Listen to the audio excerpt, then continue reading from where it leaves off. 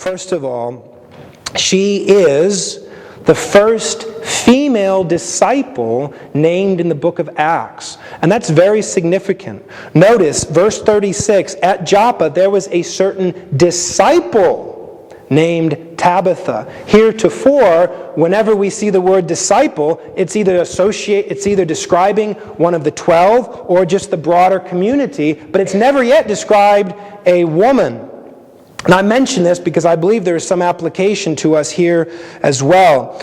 And that is this: in religious systems, perhaps like ours, that take seriously the differences between men and women, and take seriously God's requirement that men take the leadership or the initiative in leadership, the role of women is sometimes and inappropriately downplayed. That is, the role of women as disciples is sometimes downplayed or minimized. And I think we should notice what's happening here in the text. In other words, yes, men are called to be leaders in the family.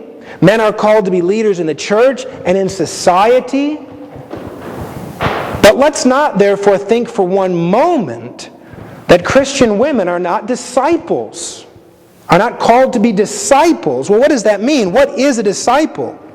Well, a disciple is simply a pupil, a student. There's nothing in that description that says anything about gender whatsoever. We tend to think about men, perhaps, when we think about disciples, given that the first 12 disciples were men, but there's nothing in that description about the gender of the person.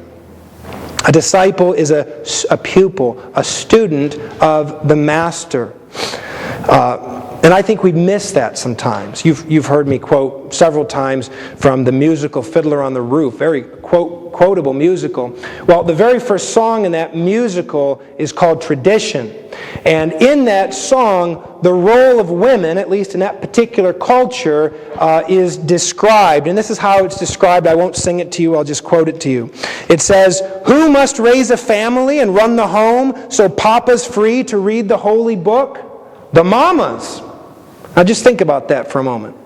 There may be something desirable in that from the perspective of a husband or a father, to have the wife or the woman doing all the work at home so that Papa's free to read the Bible, become the spiritual one.